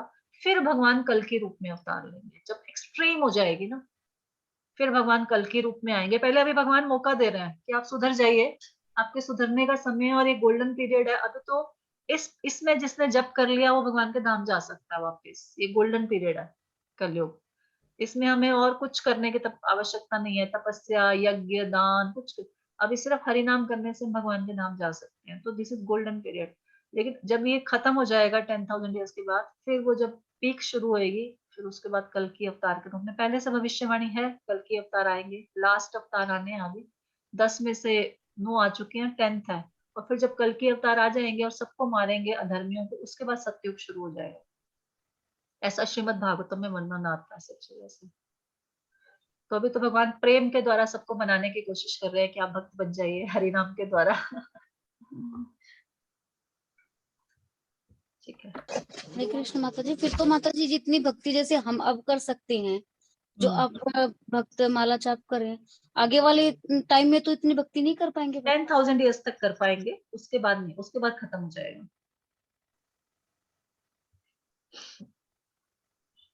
और सबसे बड़ा धर्म क्या है? हम कह रहे हैं कि भगवान धर्म की रक्षा के लिए आते हैं, तो धर्म सबसे यहाँ पे लिखा है, बीच में देखिए इस पैराग्राफ के लिखा है, सर्वोच्च धर्म उनकी ही शरण ग्रहण करना है। सबसे बड़ा धर्म है केवल भगवान की शरण ग्रहण करना। तो किसी प्रकार से हम भगवान की शरण ग्रहण करें, तो यही सबसे बड़ा धर्म है। तो यहाँ पे दिया गया है। और भगवान जब आते हैं तो भगवान, देखिए यहाँ पर बताया गया है, जो लास्ट पैराग्राफ है उससे 10 लाइनें ऊपर, वे कहीं भी और किसी भी काल में इच्छा होने पर प्रकट हो सकते हैं। वे प्रत्येक अवतार लेने पर धर्म के विषय में उतना ही कहते हैं जितना कि उस परिस्थिति में जन समुदाय विशेष समझ सकता है। अब भगवान हर बारी हाईएस्ट नॉलेज नहीं देते। वो कहते हैं कि अगर बच्चा नर्सरी में पढ़ रहा है तो उसको नर्सरी जितनी नॉलेज दूंगा, अगर 10th में पढ़ रहा है तो 10th जितनी नॉलेज दूंगा, ग्रेजुएशन में है तो ग्रेजुएशन जितनी नॉलेज दूंगा। तो भगवान ने समय काल परिस्थिति के हिसाब से सबको नॉलेज दी। जैसे बताया जाता है कि आज से 2000 साल पहले शायद क्रिश्चियनिटी शुरू हुआ, और सिखिज्म आज से 500 साल पहले शुरू हुआ। इसी के बीच में शायद 1000 साल पहले जो मोमडन धर्म शुरू हुआ, उससे पहले कुछ नहीं था, सब सनातन धर्म था, केवल उससे पहले सनातन धर्म था। अब इसमें और देखिए आगे पढ़ते हैं थोड़ा सा, फिर बताती हूँ उसका। लेकिन उद्देश्य एक ही रहता है, लोगों को ईश भावना भावित करना तथा धार्मिक नियमों के प्रति आज्ञाकारी बनाना।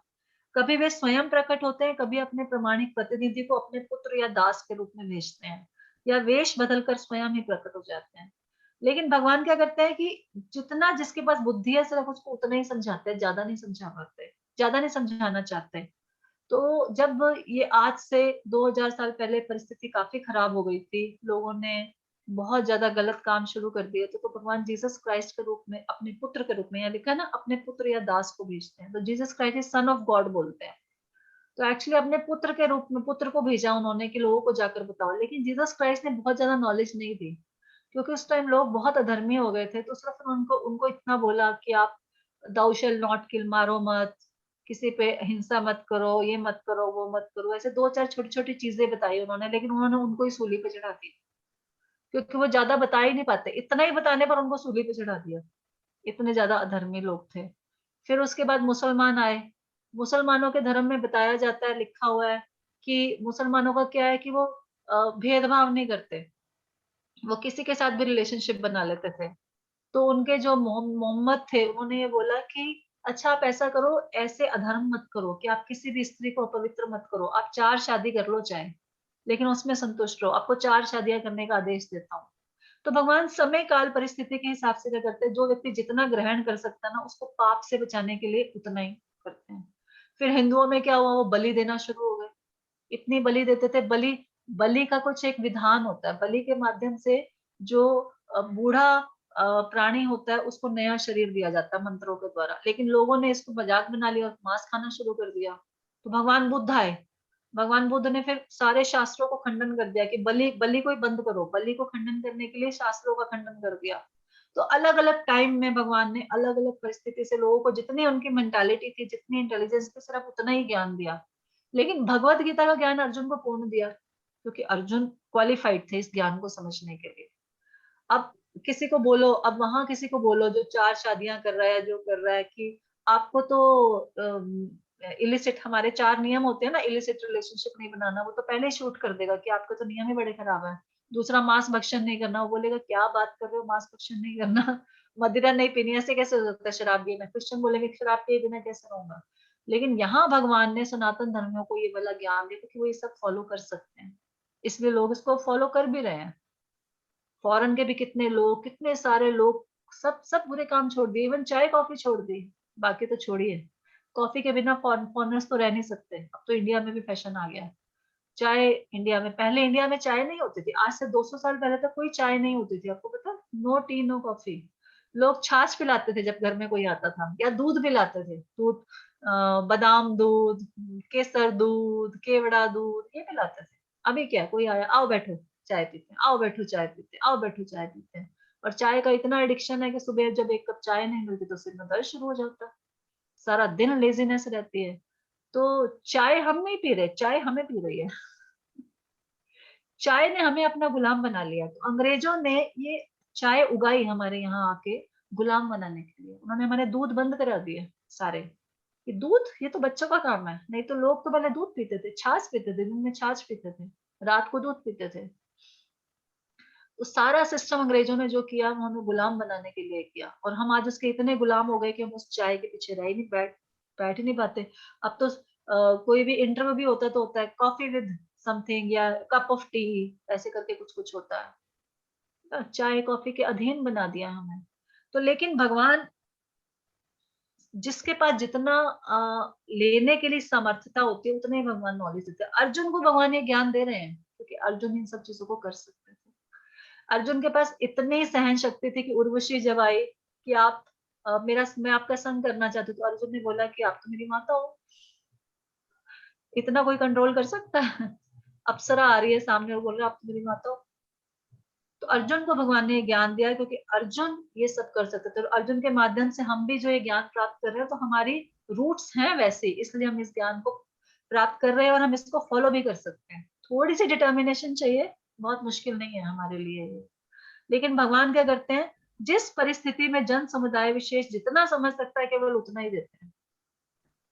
तो भगवान की खासियत है, कहते ज्यादा दूंगा तो ये ओवरफ्लो हो जाएगी, ओवरहेड चला जाएगा, इनको समझ ही नहीं पाएंगे ये। इसलिए जो विशेष वर्ग के लोग जितना समझ सकते थे भगवान ने उनको उतना ही ज्ञान दिया। लेकिन जो सनातन धर्म है ये शाश्वत है, ये इंटेलिजेंट लोगों के लिए है, क्योंकि वो ये सब फॉलो कर सकते हैं, उनके पास है सामर्थ्य। तो भगवान के आने के बहुत सारे कारण हैं। अलग अलग समय पर जब हम इनकी लीलाएं पढ़ेंगे तो हम इनके बारे में डिटेल में चर्चा कर सकते हैं। तो अभी तो हम मेन कर रहे हैं कि भगवान इसलिए प्रकट होते हैं। अगला बताया गया है, लास्ट श्लोक पढ़ लेती हूँ मैं। परित्राणाय साधूनां विनाशाय च दुष्कृतां धर्म संस्थापनार्थाय संभवामि युगे युगे। तो यहाँ कहते हैं, मैं अब पहले बताया था कि कब आता हूँ, जब धर्म का नाश होता है। अब बता रहे पर्पस क्या है मेरा आने का। तो 2 पर्पस हैं, भक्तों का उद्धार करने और दुष्टों का विनाश करने, और धर्म की फिर से स्थापना करने के लिए मैं हर युग में प्रकट होता हूँ। तो यहाँ तात्पर्य में प्रभुपाद बताते हैं कि साधु की रक्षा करने। साधु कौन है? प्रभुपाद कहते हैं साधु कौन है? ऑरेंज कपड़े वाला नहीं, ऐसा नहीं है।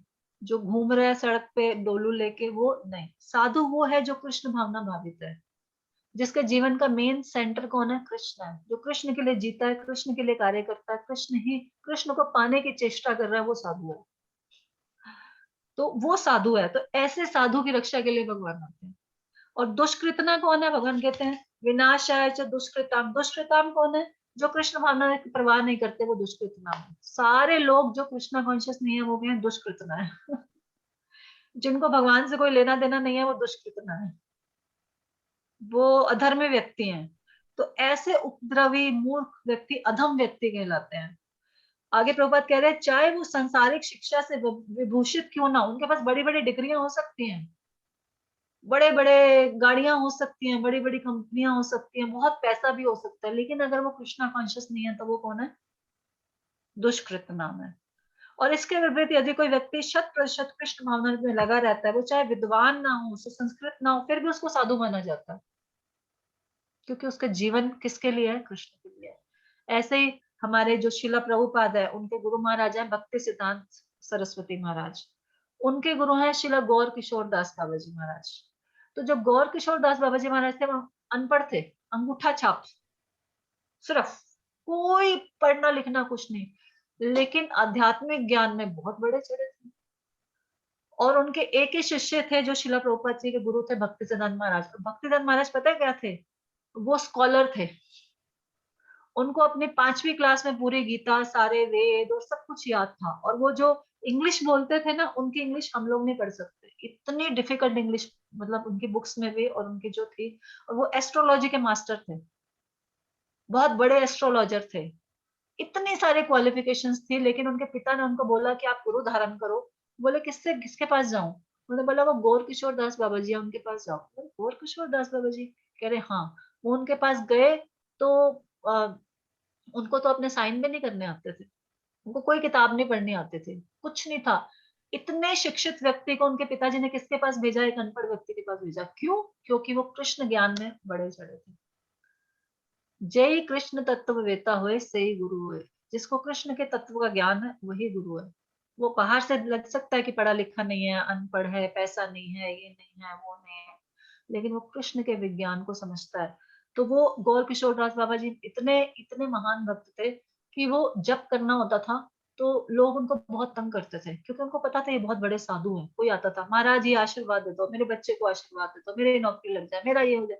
हम लोगों को क्या चाहिए होता है? यही चाहिए होता है, साधु से आशीर्वाद ही चाहिए होता है। वो सारे जाते थे, उनको परेशान करते थे। वो उन सबसे भाग के ना छुप के टॉयलेट में चले जाते थे, तो टॉयलेट में बैठ के जप करते थे कि मेरे जप को डिस्टर्ब करते हैं ये लोग। तो टॉयलेट में अपना घर बना के वहां पे जप करते थे वो। एक राजा आया उनके पास, तो राजा बोलता है कि चलो आप मेरे महल में चलो, मैं आपका बहुत बड़ा भक्त हूँ, मैं आपको एक बहुत बढ़िया सा वो बना के दूंगा, आप उसमें रहो और मेरे महल में मुझे शिक्षा दो, मुझे ज्ञान दो। तो कहते हैं अच्छा तुम मेरे भक्त हो? कहते हाँ मैं आपका बहुत बड़ा भक्त हूँ। आप मेरे शिष्य बनना चाहते हो? कहते हाँ मैं आपका शिष्य बनना चाहता हूँ। कहते तो ऐसा करो, तुम अपना राजमहल छोड़ के ना मेरे पास यहाँ आ जाओ। वो राजा डर गया कि राजमहल छोड़ के मैं यहाँ कहाँ आ जाऊँ, जंगल में रहना पड़ेगा मुझे। वो भाग गया वापस। उन्होंने बोला तुम मेरे शिष्य बनना चाहते हो ना, तो शिष्य बनने के लिए आपको ये स्वीकार करना पड़ेगा। भाग गया वो वापस। लेकिन वो इतने बड़े थे, और जब वो भक्ति सिद्धांत महाराज उनके पास आए दीक्षा लेने के लिए, तो उन्होंने बोला मेरे से दीक्षा लोगे, मुझे तो कुछ आता ही नहीं है। उन्होंने बोला जो भी है मुझे आपसे दीक्षा लेनी है, क्योंकि मेरे पिताजी ने बोला। तो कहते जाओ जाओ, मैं किसी को दीक्षा विक्षा नहीं देता। तो बोले अगर आप मुझे दीक्षा नहीं दोगे तो मैं सुसाइड कर लूंगा। तो बहुत उन्होंने जिद की। तो कहते अच्छा कल आना, मैं चैतन्य महाप्रभु से पूछूंगा। वो अगले दिन फिर आए। बोले आपने चैतन्य महाप्रभु से पूछा मुझे दीक्षा देने के बारे में? नहीं नहीं वो मैं भूल गया, जाओ तुम जाओ अभी यहाँ से। तो कहते कल आना तुम। फिर अगले दिन आए। तो बोले आज आपने चैतन्य महाप्रभु से पूछा? वो कहले हाँ मैंने पूछा, तो उन्होंने मना कर दिया कि तुम दीक्षा देने के लायक नहीं हो। तो फिर वो बोले कि आज के आज मैं सामने गंगा जी में डूब के मैं वो कर लूंगा, अगर आपने मुझे दीक्षा नहीं दी तो। जब फिर वो बहुत जिद किया उन्होंने, तो उन्होंने सिर्फ एक डिसाइपल बनाया अपना, वो थे भक्ति सिद्धांत महाराज। और वो इतने क्वालिफाइड कि कितने अंग्रेज और कितने राजा, जो उस समय बहुत सारे राजा थे बंगाल के और उड़ीसा के, वो उनके शिष्य थे भक्ति सिद्धांत महाराज के। और उनके गुरु कौन थे? अनपढ़। तो शैक्षणिक उससे या विद्वत्ता से या पैसे से कोई गुरु नहीं होता। जिसको कृष्ण के बारे में ज्ञान है, जो कृष्ण को अपना जीवन समर्पित कर रहा है, वही असली गुरु है, यहाँ पर बताया गया है। तो भगवान किसके लिए आते हैं? परित्राणाय साधु नाम, साधुओं की रक्षा के लिए आते हैं, और दुष्कृतों का नाश करने के लिए आते हैं। धर्म संस्थापना यथार्थ है, धर्म की संभावना करने आते हैं। युगे युगे हर संभवा में प्रकट होते हैं इस तरह से। तो कह रहे हैं कि भगवान प्रकट हुए प्रहलाद महाराज की रक्षा करने। जब प्रहलाद महाराज ने कठिनाई में तो भगवान आए, तो भगवान ने हिरण्यकशिपु को मारा। तो भगवान का मेन पर्पस क्या था? हिरण्यकशिपु को मारना या प्रहलाद की रक्षा करना? तो कहते हैं मेन पर्पस था प्रहलाद की रक्षा करना। हिरण्यकशिपु को तो साइड बाय साइड मार दिया। कंस को मारना मेन पर्पस नहीं था। कंस को कोई भी मार देता, उनकी कोई शक्ति आके भी मार देती, लेकिन देवकी की रक्षा करना, देवकी को आनंद देना उनका मेन लक्ष्य था। तो भगवान मेनली आते हैं अपने भक्तों को आनंद प्रदान करने के लिए, उनकी रक्षा करने के लिए। और मारने का काम तो कोई भी कर सकता है वो तो, लेकिन साथ साथ वो भी उनका हो जाता है। तो इस तरह भगवान अलग अलग रूपों में प्रकट होते हैं। और अवतार का मतलब है कि जो आध्यात्मिक जगत में उनका रूप होता है, और वो जब इस जगत में आता है तो उसको अवतरण कहते हैं, और उस जो स्पेसिफिक फॉर्म होती है उसको अवतार कहते हैं। तो इस तरह आगे लिखा देखिए, भगवान का वचन है कि वो प्रत्येक युग में अवतरित होते रहते हैं। वो कलयुग में भी अवतार लेते हैं। श्रीमद् भागवतम में कहा गया कि कलयुग के अवतार भगवान चैतन्य महाप्रभु हैं। जिन्होंने संकीर्तन आंदोलन के द्वारा कृष्ण पूजा का प्रसार किया और पूरे भारत में कृष्ण मंदिर का विस्तार किया। उन्होंने भविष्यवाणी की कि ये संकीर्तन विश्व के नगर नगर तथा ग्राम ग्राम में फैलेगा। चैतन्य महाप्रभु को गुप्त रूप में किंतु प्रकट रूप में नहीं सारे शास्त्रों में वर्णित किया गया है। तो चैतन्य महाप्रभु का यहाँ पर वर्णन आया कि वो कलयुग में और लास्ट लाइन देखिए, भगवान का यह अवतार दुष्टों का विनाश नहीं करता अपितु अपनी अहेतु की कृपा से उनका उद्धार करता है। तो चैतन्य महाप्रभु क्या करते हैं कि भक्तों का उद्धार करते हैं, उनको मारने की जरूरत महसूस नहीं होती उनको, तो इस प्रकार से वो भक्तों का उद्धार कर देते हैं। तो ये हमने 8 श्लोक पढ़े आज यहाँ पर कि भगवान अवतरित होते हैं, किसके लिए, किस समय होते हैं। आगे हम पढ़ेंगे, आगे बहुत सुंदर श्लोक है भगवान का जन्म के बारे में, तो इसको हम नेक्स्ट टाइम पढ़ेंगे। आज एक बहुत स्पेशल सेमिनार शुरू होने जा रहा है अभी इस्कॉन फरीदाबाद यूट्यूब पे या जूम पे। जिन लोगों ने भगवत गीता की थी, जो नए लोगों को भगवत गीता डिस्ट्रीब्यूट की थी, उन लोगों के लिए एक नया सेमिनार है। हिज ग्रेस अमोघ लीला प्रभु द्वारका टेम्पल के जो वाइस प्रेसिडेंट है वो आ रहे हैं, तो अभी वो शुरू हो रहा है, तो आप लोग वो ज्वाइन कर सकते हैं। हम आपको लिंक भेज देंगे और उनका लेक्चर सुन के आप भी ज्ञान प्राप्त कर सकते हैं। माता जी वो जूम पर ही आएंगे? हरे कृष्ण माता। जूम यूट्यूब दोनों पे हो गया, अभी हम आपको लिंक भेज ठीक है ठीक है ठीक है। आज के सेशन से किसी का कोई 1-2 क्वेश्चन है तो ले सकते हैं, फिर मैं समाप्त करूंगी। माता जी कृष्ण माता जी, एक क्वेश्चन था माता जी। हरे कृष्ण। हरे कृष्ण। बोलिए, कौन बोल रहे हैं? माता जी कीर्तिदा दुलारी माता जी। माता जी हरे कृष्ण माता जी। हाँ जी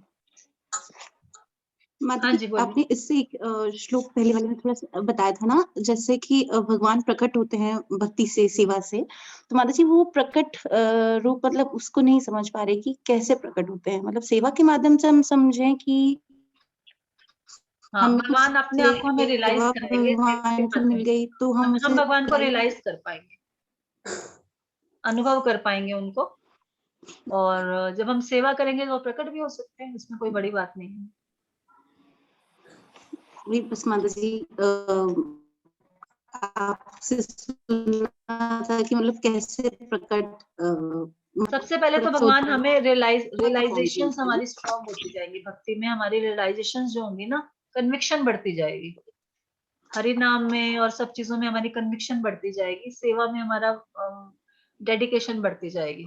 तो फिर धीरे धीरे धीरे जब हम और प्योरीफाई होते जाएंगे, हमारे अनर्थ खत्म हो जाएंगे, हमारा उनसे प्रेम हो जाएगा, जब हम उस अवस्था में पहुंचेंगे तो भगवान हमें दर्शन भी देंगे अपने। ठीक है माता ये जो बौद्ध धर्म है, तो इसको हम किस उसमें सनातन या मतलब मायावादी उसमें देखेंगे? नहीं, बौद्ध धर्म भगवान का एक स्पेशल अवतार था, वो इसलिए आए थे कि उसके उस समय बहुत ज्यादा पशुवध हो रहा था, लोग शास्त्रों की कारण शास्त्रों को गलत ढंग से कर रहे थे और पशुवध करके उसको बलि काफी रहे थे। तो इसलिए बौद्ध भगवान आए, उन्होंने क्या बोला कि शास्त्रों को उन्होंने खंडन कर दिया कि बलि वगैरह मत दो, हिंसा मत करो, शास्त्रों ने गलत बताया है, क्योंकि वो सही चीज को समझ नहीं पाए, शास्त्रों की सही तरीके को नहीं समझ पाए, वो उसको गलत ढंग से ले रहे थे, इसलिए उन्होंने शास्त्रों का ही खंडन कर दिया। तो वही है कि टाइम प्लेस के हिसाब से भगवान स्पेशल समय में स्पेशल अवतार लेते हैं, तो उस समय के लोगों के लिए यही था कि वो उनको बलि से हटाना था, तो इसलिए भगवान ने बुद्ध के रूप में अवतार लिया और उन्होंने बलि से सबको दूर कर दिया। पर ये भक्ति नहीं है, ये उस टाइम के लिए था सिर्फ, ये भक्ति नहीं है। वर्डिज्म बोलते हैं इसको, शून्यवाद बोलते हैं। उन्होंने बोला हम सब शून्य में विलीन हो जाएंगे, तो हम इसको फॉलो नहीं करते, हालांकि भगवान के अवतार है वो, लेकिन हम इसको फॉलो नहीं करते, हम भक्ति मार्ग को फॉलो करते हैं। Okay, yes Rashmita, Priyanka. हाँ जी, हरे कृष्णा माता जी। हरे कृष्णा। तो जी वो मेरा एक सवाल था कि से हम मरने वाले होते हैं ना, तो हम चाहते हैं कि उस टाइम हम भगवान को याद करें, है ना। तो हमारे माता पिता ने भी तो हमें जन्म दिया है, तो कहते हैं ना कि आखिरी टाइम में माता पिता को भी याद करो, है ना। तो मतलब किसे याद करना चाहिए और क्यों? माता पिता ने हमें शरीर दिया है, लेकिन हमारा जो आत्मा है वो तो भगवान का अंश है, तो हमारे परम पिता वो है, जिसको याद करेंगे उसके पास जाएंगे। अंत काले च मामेव स्मरण मुक्त्वा क्लेवरम यः प्रयाति स मद्भावम याति नास्ति अत्र संशय। अंत काल में जो जिस जिस भाव का स्मरण करते हुए शरीर छोड़ेगा वो उसी भाव को प्राप्त होगा। हे अर्जुन, भगवान कहते हैं अर्जुन को। तो अंत काल में जैसी हमारी स्मृति होगी, अगर हम चाहते हैं हमारे मम्मी पापा किस, अभी जब हम मरेंगे तब तक हमारे मम्मी पापा कहीं जा चुके होंगे, तो हम चाहते हैं हम उनके पास जाए, वो पता नहीं चाइना में है, अमेरिका में है, डॉग है, कैट है, क्या है पता नहीं, उनके पास जाना तो उनको याद करें। अगर हमने भगवान के पास जाना है तो भगवान को याद करें। तो माता पिता तो इसी जन्म के माता पिता है ना, कौन से जन्म के माता, किस किस जन्म के माता पिता को याद करोगे? ये तो सिर्फ इसी जन्म के माता पिता है। तो बेटर है कि परम पिता को याद करें, तो उनके पास जाएंगे, सब वहीं जाके मिल जाएंगे, उनको याद करें। माता जी एक और था कि गौड़ीय वैष्णव संप्रदाय क्या होता है? गौड़िया वैष्णव, गौड़िया मतलब जो राधा रानी के फॉलोअर होते हैं, उनको जो बंगाल में जो राधा रानी के फॉलोअर्स, गौड़ देश बोलते हैं उसको, तो वो गौड़िया वैष्णव कहलाते हैं। तो हम राधा रानी के फॉलोअर्स हैं, और चैतन्य महाप्रभु के जो फॉलोअर्स होते हैं उनको गौड़िया वैष्णव बोलते हैं। ठीक है, हरे कृष्ण माता जी। Hare Krishna. Okay, anything else? माता जी मेरा एक, हरे कृष्ण माता जी, मेरा एक क्वेश्चन था। हाँ जी, माता जी जैसे हम भोग लगाते हैं ना, तो एक जैसे सेकंड भोग, हर्षिता गुरांगी है यहाँ पर? नहीं, आप सबको लिंक भेज दिया होगा शायद, वो आप लिंक ज्वाइन कर सकते हैं, जो जाना चाहे। मैं चेक कर लेती हूँ। हाँ, लिंक शेयर कर दिया है। जो अमोघ लीला प्रभु जी का लेक्चर 7:30 जो भी है, कीर्तन शुरू हुआ होगा अभी तो वहां पर, अभी तो कीर्तन चल रहा है, 8 बजे उनका लेक्चर है, तो जो ज्वाइन करना चाहे वो प्लीज ज्वाइन कर सकते हैं। यस माता जी, हाँ जी बताइए कौन? हाँ जी माता जी, मैं ये बोल रही थी, जैसे हम भोग लगाते हैं, फ्रूट्स का लगाते हैं, तो फ्रूट्स तो बहुत सारे होते हैं, तो हमने जैसे एक का भोग लगाते हैं जैसे, है ना, प्रसाद में, तो क्या फिर वो उसके बाद हम जो बाकी है वो खा सकते हैं, कि मतलब उनको भी सबको बार बार लगाना है?